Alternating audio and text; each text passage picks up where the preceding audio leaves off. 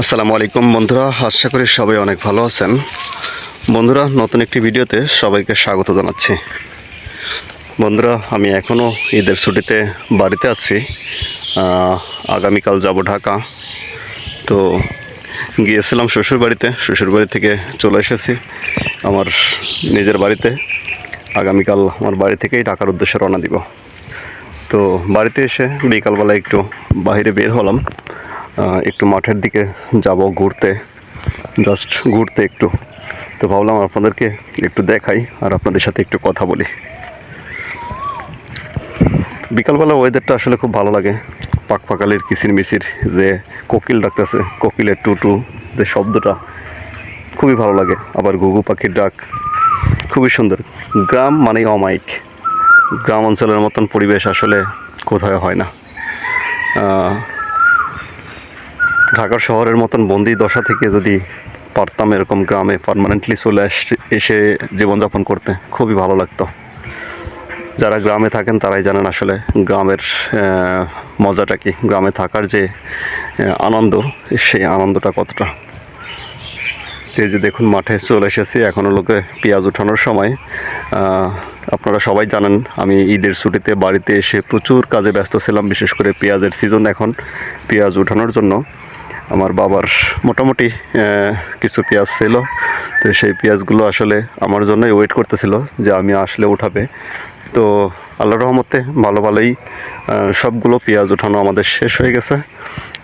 তবে মাঠের মধ্যে এখনও অনেক মানুষের পেঁয়াজ উঠানো বাকি আছে। দেখুন, সব মানুষ পেঁয়াজ উঠাইতেছে। তো চলুন যাই, দেখি আর আপনাদের সাথে একটু কথা বলি।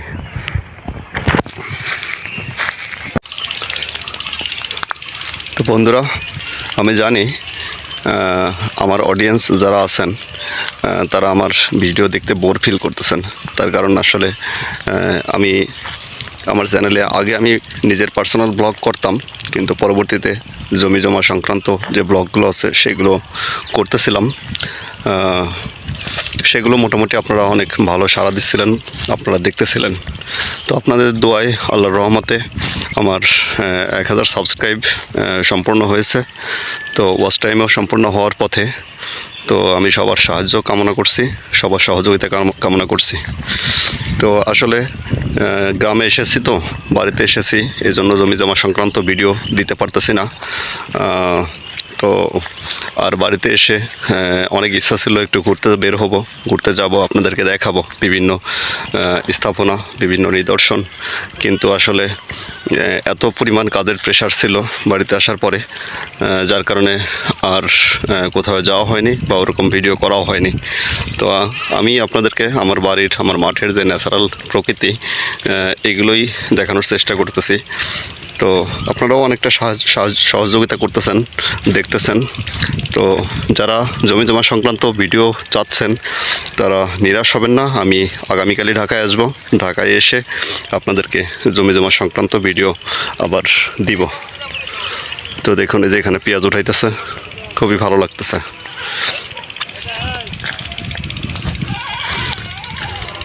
প্রচুর ছাগল মাঠে। পেঁয়াজ উঠানো শেষ হয়ে গেছে। পেঁয়াজের জমিতে যে ঘাসগুলো আছে এই ঘাসগুলো খাওয়ার জন্য প্রচুর ছাগল। যে এখানে এই জমিটা তো আমাদের পেঁয়াজ ছিল, তুলে নিয়ে যাওয়া হয়েছে, এখন আর পেঁয়াজ নাই। তো এই জমিগুলোই দেখতে আসছি আর মাঠের প্রকৃতিগুলো দেখতে আসছি। এখন বিকালবেলা, রোদ নাই, আজকের ওয়েদারটাও একটু মেঘলা, যার কারণে কৃষকরা কাজ করে অনেক মজা পাচ্ছে। আমি যখন পেঁয়াজ উঠাইছি তখন প্রচণ্ড রোদ ছিল। ঈদের আগে থেকে শুরু করছি, রোজা রেখে প্রচণ্ড রোদে পেঁয়াজ উঠাইছি। খুবই কষ্ট হয়েছে, কিন্তু তারপরেও করতে হবে, কিছু করার ছিল না। আর কৃষক ভাইরা এত কষ্ট করে রোদের মধ্যে, কাঠ ফাটা রোদের মধ্যে এত কষ্ট করে যে পেঁয়াজগুলো ফলাইতেছে। বাংলাদেশের সব জেলায় হয়তো বা পেঁয়াজ হয় না, কিছু কিছু জেলায় হয়। তো আমাদের বৃহত্তর ফরিদপুরে প্রচুর পরিমাণ পেঁয়াজ হয়। আর এই পেঁয়াজের উপরেই অনেকটা নির্ভরশীল আমাদের দেশের কিছু কিছু কৃষক মানে প্রত্যেকটা কৃষকই, বিশেষ করে আমাদের বৃহত্তর ফরিদপুর জেলার কৃষকরা। তো আমি আশা করি এই পেঁয়াজের দামটা ঠিকঠাক মতো পাবে কৃষকরা, কোনো সিন্ডিকেটের মধ্যে পড়বে না। কর্তৃপক্ষ যারা আছেন তারা অবশ্যই এর যথাযথ ব্যবস্থা নেবেন, যাতে সিন্ডিকেটের পিছনে পড়ে পেঁয়াজ চাষিরা ক্ষতিগ্রস্ত না হয়। তো যাই হোক, খুব ভালো লাগতেছে ঘুরতে। চলুন।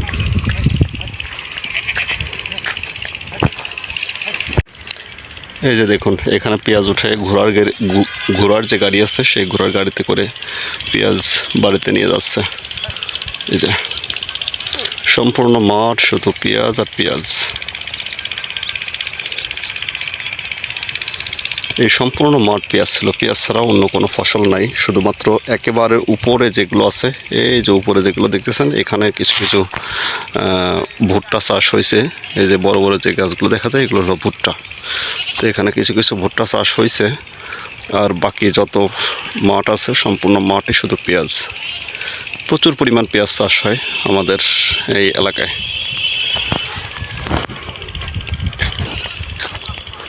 ভালো লাগে, খুবই ভালো লাগে যখন পেঁয়াজের ফলনটা খুব ভালো হয় এবং দামটাও কৃষক এত কষ্টের পরে সঠিক যথাযথ পরিমাণে পায়।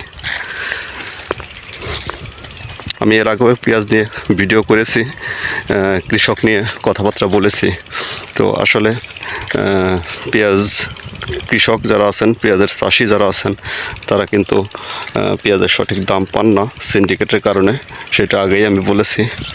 তো আশা করি এবছর আর সেরকম সিন্ডিকেটের কোনো অসুবিধা হবে না।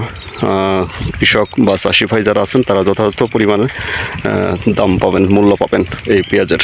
তাদের কষ্টের যে টাকা, এই টাকাটা জানি তাদের হাতে আসে।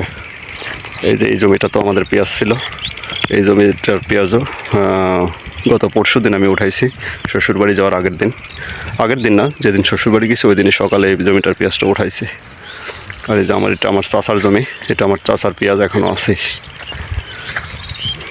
তুলবে হয়তো, বা গাছটা এখনও কাঁচা আছে, পরে লাগানো হয়েছিল যার কারণে এখনও তুলে নাই।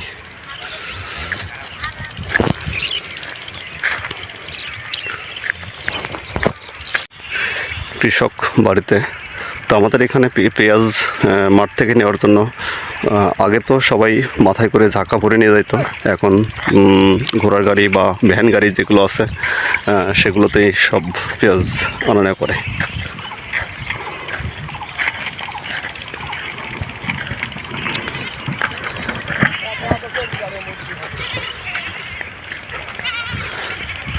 যাই হোক, ভিডিওটা বেশি বড় করব না, অল্প কিছু কথা বলার ছিল আপনাদের সাথে, যার কারণে একটু মাঠের মধ্যে আসলাম যে প্রকৃতিটা একটু দেখাই আপনাদেরকে আর কিছু কথা বলি।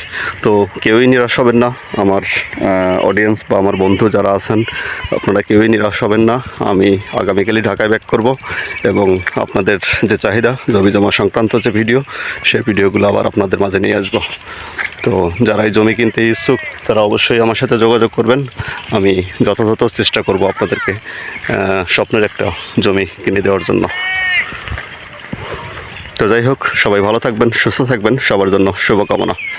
আর আমার চ্যানেলটা যদি কেউ সাবস্ক্রাইব না করে থাকেন এখনও, তো অবশ্যই আমার